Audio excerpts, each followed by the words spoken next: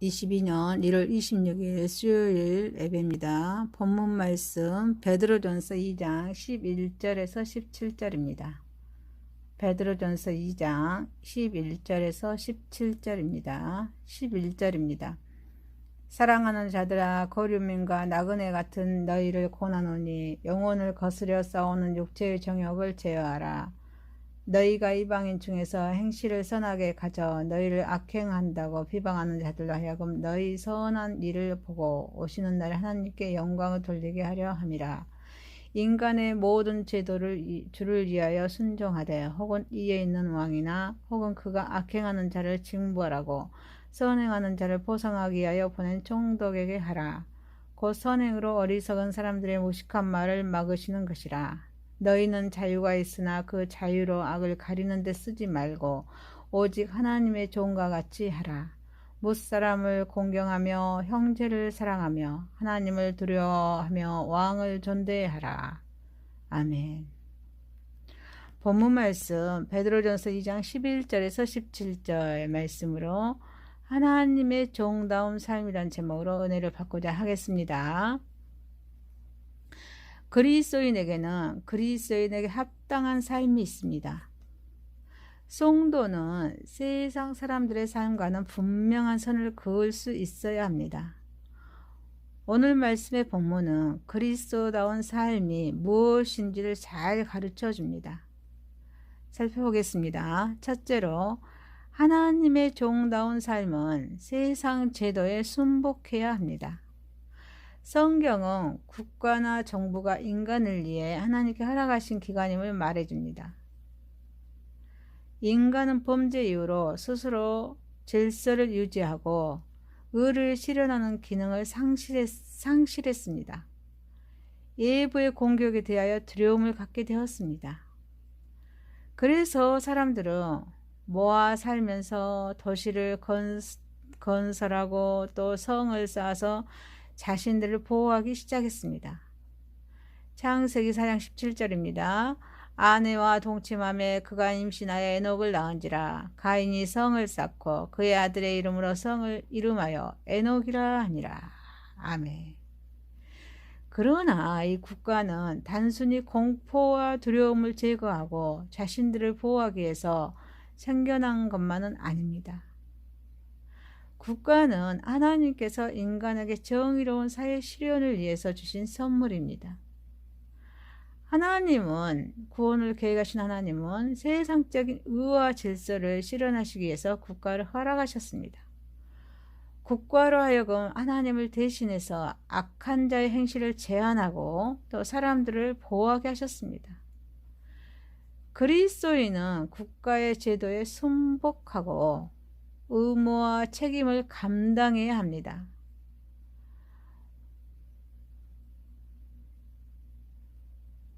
성도가 국가가 요구하는 책임과 의무를 행하지 않는다면 그 성도는 국가가 제공하는 혜택을 누릴 자격이 없습니다. 하나님께서 질서와 공의를 위해서 이 땅에 베푸신 은총을 짓밟는 것과 같습니다. 그리스도인은 국가의 제도에 순복하여야 합니다.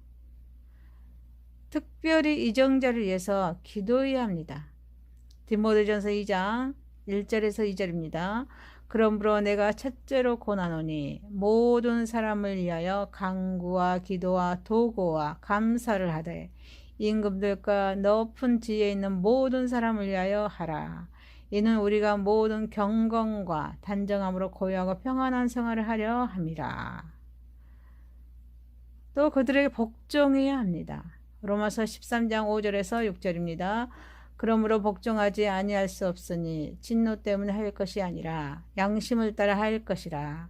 너희가 조세를 바치는 것도 이로 말미암이니라.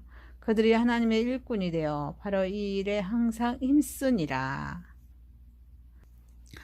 이정자들은 하나님이 보내신 통치의 대리인이기 때문입니다. 공의를 실현하기 위한 하나님의 정권 대사이기 때문입니다. 그리스도인은 가이사의 것은 가이사에게 돌릴 줄 알면서도 하나님께서 하나님께 돌려드려야 합니다. 마태복음 22장 17절에서 21절입니다. 그러면 당신의 생각에는 어떠한지 우리에게 이르소서. 가이사에게 세금을 바치는 것이 옳으니까 옳지 아니하리니까 하니 예수께서 그들의 악함을 아시고 이르시되 애식하는 자들아 어찌하여 나를 시험하느냐. 세금 낼 돈을 내 보이라 하시니 데나리오 하나를 가져왔거늘 예수께서 말씀하시되 이 형상과 이 길이 누구의 것이냐 이르시되 가이사의 것이니이다. 이에 이르시되 그런즉 가이사의 것은 가이사에게 하나님의 것은 하나님께 바치라 하시니. 아멘. 이 세상 나라보다 하나님의 나라를 더 사랑해야 하는 것입니다. 그리스도인은 국가가 하나님의 길을 버리고 잘못된 길을 택할 때는 나라를 사랑함으로써 이정자를 과감하게 질책하는 선지자가 되어야 합니다. 사무엘하서 12장 1절에서 15절입니다.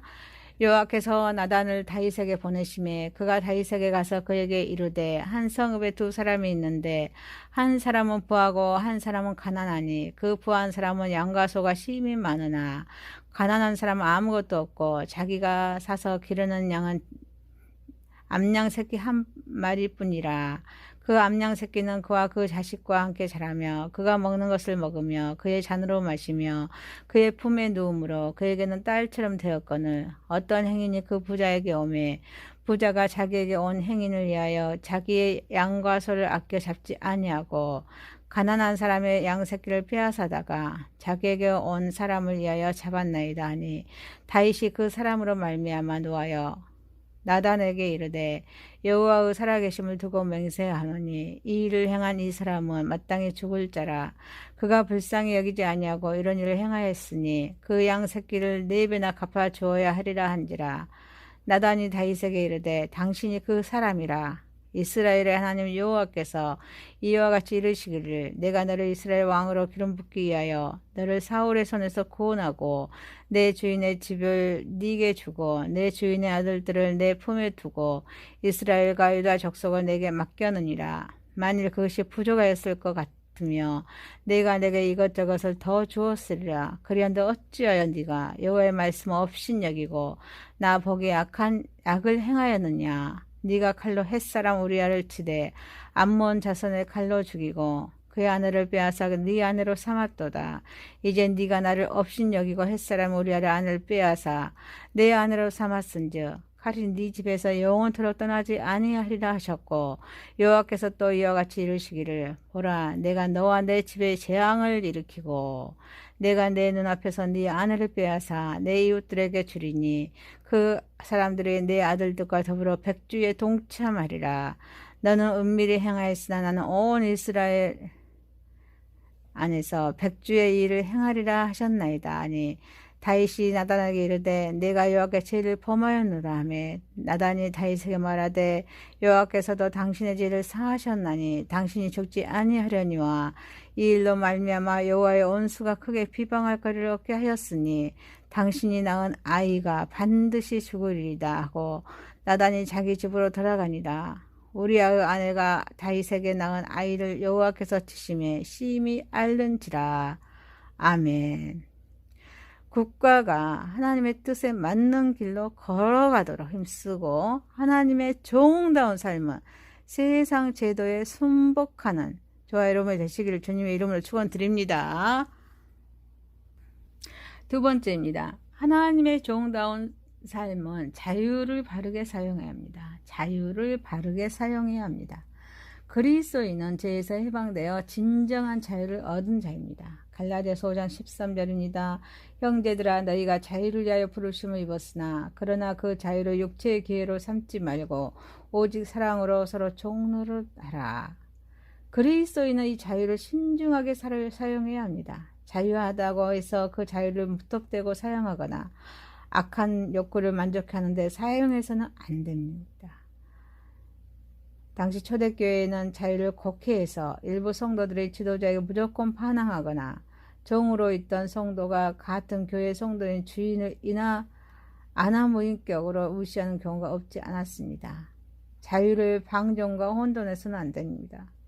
그리스도인은 분명 죄에서는 자유를 얻었지만 하나님께 속하여 의의 종이 되었음을 기억해야 합니다.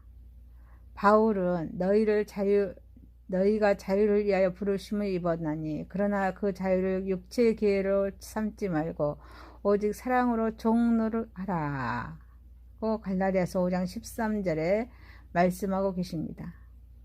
그리스도인의 자유에는 반드시 책임이 따릅니다. 사랑의 원리에 의해 그리스도인은 권리를 큰 폭으로 양보하고 많은 의무를 짓밟히게 해야 됩니다. 그리스도인의 자유는 자기가 원하는 것을 마음대로 행하는 방종을 의미하거나 조속한 본능의 욕구를 따라 행하는 것을 의미하지 않습니다.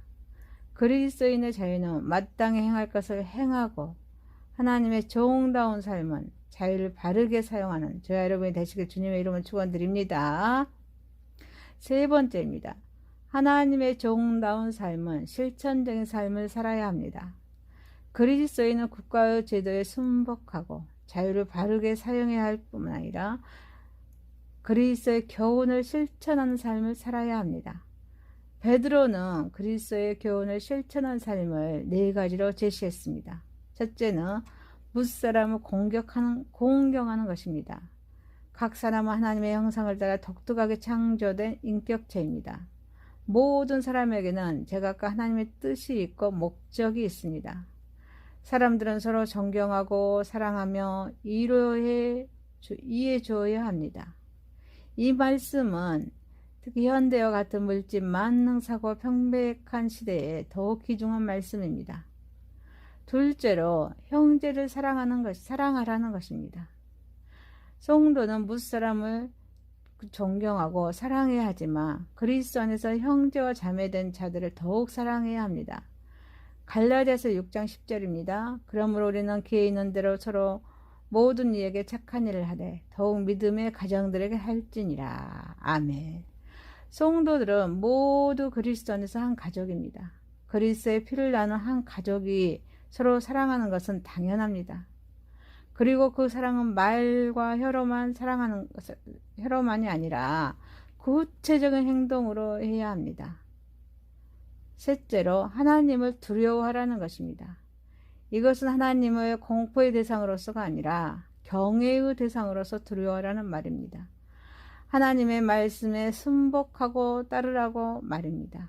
그리스도인은 하나님을 진정과 신령으로 예배하고 그의 말씀을 쫓아 생활해야 하는 것입니다. 넷째로 지도자를 공경하라는 것입니다. 지도자는 하나님으로부터 권세를 위임받아 국가의 질서를 유지하고 선악을 판단하며 백성들이 평안하도록 수고하는 자입니다. 따라서 지도자가 하나님의 뜻에 따라서 백성을 치리하며 국가를 다스릴 때 그리스도인은 그를 사랑하고 존경해야 합니다. 순종해야 합니다. 그를 도와줘야 합니다. 하나님의 종다운 삶은 실천적인 삶을 사는 저와 여러분 되시기를 주님의 이름으로 축원드립니다. 말씀을 마치겠습니다. 하나님의 종다운 삶은 세상 제도에 순복해야 합니다. 하나님의 종다운 삶은 자유를 바르게 사용해야 합니다. 하나님의 종다운 삶은 실천적인 삶을 살아야 합니다. 기도드리겠습니다. 하나님 아버지, 하나님의 종다운 삶으로 세상 제도에 순복하게 하시고 자유를 바르게 사용하게 하시고 실천적인 삶을 살아가게 하옵소서. 예수님의 이름으로 기도드리옵나이다. 아멘.